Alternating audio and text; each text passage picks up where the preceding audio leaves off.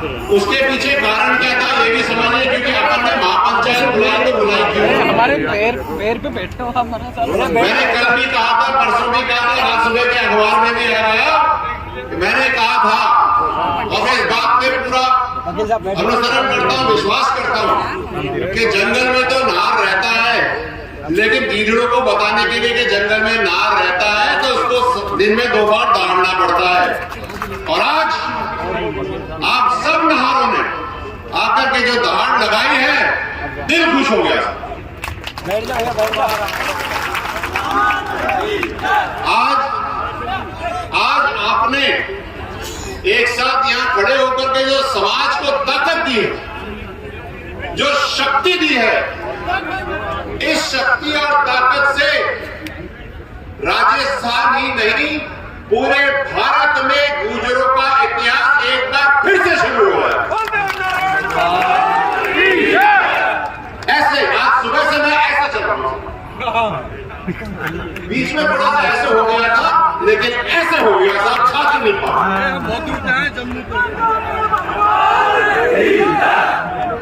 और ऐसे रहना साहब, एक सूट में ये जो लाल पगड़ी मैंने पहन रखी है साहब, ये कर्नल साहब की आखिरी पगड़ी है जो उन्होंने पहनी थी, और उनके देहांत से लेकर के अब तक यही पगड़ी मैं रोज पहनता हूं। इसलिए मैं आपको इस बात का वचन वादा देता हूं कि जब तक जिंदा हूं, जब तक ये पगड़ी मेरे सर पे है, आपकी जिम्मेदारी समाज की मेरे सर पर है, आपको कहीं लुटने नहीं।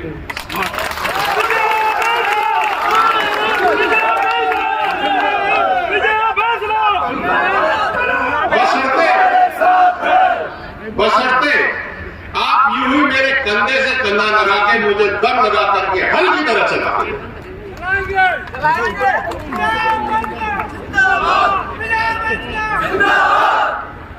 पिछले 17 साल में इतने बड़े संघर्ष में हम लोगों को, अरे भाई रुक जाओ, अपन में कुछ कह दो वो जैन ना तो मारे वो नहीं। सुन लो भैया, मेरे लाडले भाई है सारे के साथ। पिछले 17 साल में इतने लंबे संघर्ष में गुर्जर समाज को केवल 2 ही चीजें मिली हैं साहब। एक 2019 में 5% आरक्षण, दूसरा 10 साल पहले देवनारायण योजना। इसके अलावा किसी को कुछ नहीं मिला है, ये सच्चाई है, और ये सब आपके संघर्ष से मिला है। लेकिन आज की विडंबना ये देखिए कि 5% आरक्षण राजस्थान में पूरा दिया और क्रियान्वयन करते करते 2.5%, 1.5%, कभी तो 1% भी नहीं मिलता साहब। फिर नौकरियां आती हैं, मुझे फोन आते हैं कि साहब आरक्षण तो मिला ही नहीं, हमारी संघर्ष समिति फेल है, हम लोग काम नहीं कर रहे, ये आरक्षण का हम करें तो करें क्या? आपकी बात पे मैं इत्तेफाक करता हूं, सही कह रहे हो साहब। जब मिला 5% हमें राजस्थान पे, तो उसका क्रियान्वयन भी पूरे राजस्थान पे होना चाहिए। अरे मटा के कहा करें, हर आरक्षण की नौकरी को तहसीलों में, जिलों में बांट करके कम कर देते। 20 पे अपने को 1 मिलती है, किसी तहसील में या जिले में 20 की जगह 18 कर देंगे तो आधे आदमी को आरक्षण मिलेंगे, तो हमको नहीं मिलता। इसको कहते हैं रोस्टर प्रणाली। इससे केवल हम ही नहीं, EWS, OBC, SC, ST सब त्रस्त है, लेकिन सबसे ज्यादा दर्द हमें होता है क्योंकि 5% सबसे कम आरक्षण हमारे है। हमें 20 में 1 नौकरी मिलती है और EWS जो 10% है उसको 10 में 1 मिलती है। ये तो हो गई अपने आरक्षण की बात। फिर आ जाओ आप देवनारायण योजना पर। देवनारायण योजना समाज के संघर्ष, शहीदों के बलिदान से निकला हुआ एक मंदिर है, जिसमें हमारे समाज के बच्चे 6ठी क्लास में आकर के पढ़ करके आगे बढ़ के अच्छे इंसान बनते हैं। इसके अलावा देवनारायण योजना में कुछ भी नहीं है। स्कूल बनते हैं, आपको छात्रवृत्तियां मिलती हैं, एडमिशन होते हैं, जगह जगह स्कूल बनते हैं, गुरुकुल योजना में चलता है, स्कूटी मिलती है। स्कूटी तो अतर जी ने बताई नहीं, वहां तो घास उग रहे हैं। और आपको बताऊं अजीब सी बात, पिछले साल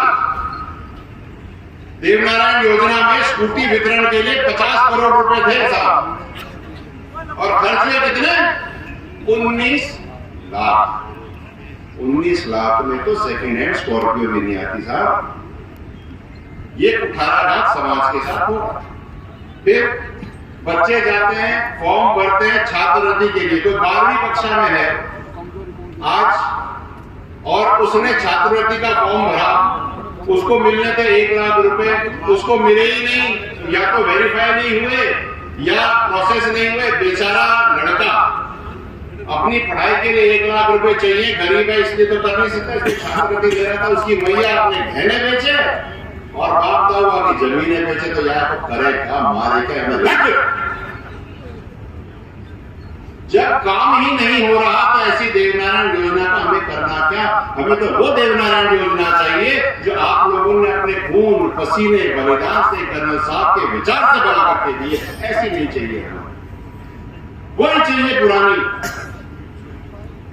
स्कूलों में गुरुकुल योजना में 50,000 रुपए सालाना सरकार अनुदान देती है स्कूलों को एक बच्चे को पढ़ाने के लिए, जिससे वो वहां पर पढ़े, खाना भी खाए, रहे भी हॉस्टल में 10 साल। सुनो भाई, बहुत जरूरी बात, तुमको ये तो पता होना चाहिए कि हम इकट्ठे क्यों हुए। कहते हैं ना कि दाई से पेट नहीं छुपाता है, समाज में झूठ नहीं बोलते। तो 50,000 रुपए 10 साल पहले थे, आज स्कूल की फीस हो गई 1 लाख रुपए।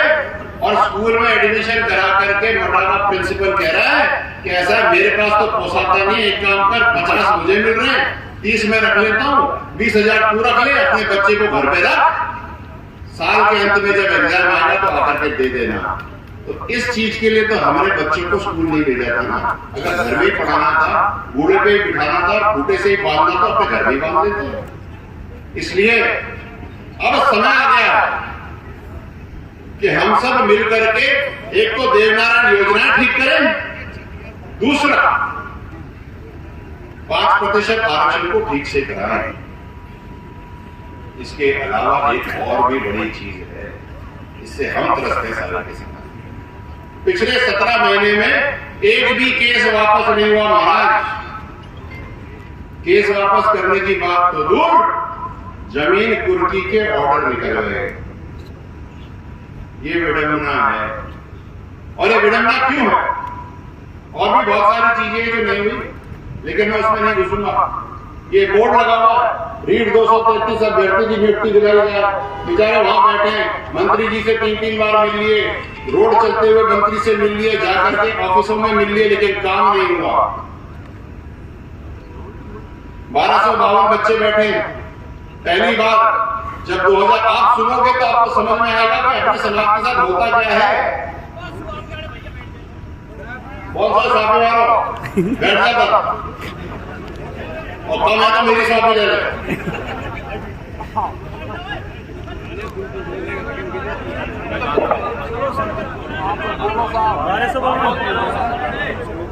1252 में हम लोगों ने 2020 में पटरी रोकी थी, नहीं रोकी थी यहाँ पे, याद है?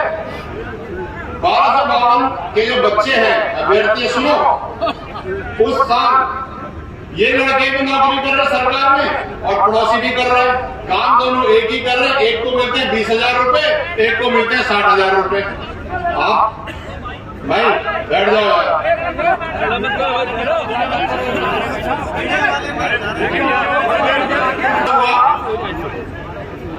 कि जब दोनों के दोनों काम एक ही करते हैं, एक को 20,000 मिलते हैं और बगल वाले को 60,000 मिलते हैं, तो गलत है, तो इसके लिए अपने को रेल रोकनी पड़ी, फिर जाकर के बराबर किया। ये आपके संघर्ष का कमाल है साहब, आपको बहुत बहुत साल हुआ। आज की तारीख में, और सुन लो, आज की तारीख में इन बच्चों को कह रहे हैं कि साहब आप तो एमबीसी से 1252 से आए हो, आपको प्रमोशन नहीं देंगे। पिछले 7-8-10 साल से नौकरी कर रहे हैं लोग और इनको प्रमोशन नहीं मिल रहे। इनके 4-4 साल जूनियर या के ऊपर बॉस बने बैठे हैं। अब हमारे सम्मान में और हमारे जिगर में ठेस नहीं पहुंचेगी तो किसके पहुंचेगी?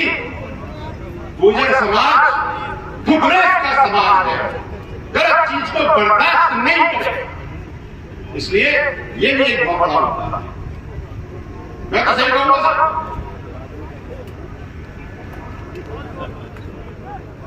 2019 का मामला है, 2233 एक 372 का मामला है साहब।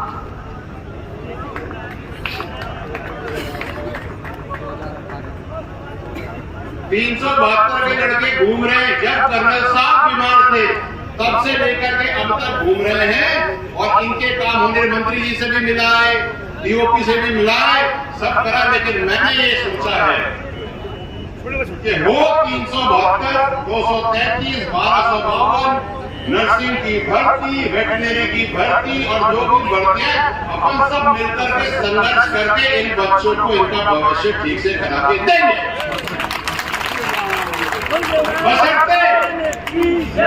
बशर्ते आप सब कंधे से कंधा मिलाकर के हमें ताकत दें, कमजोर ना।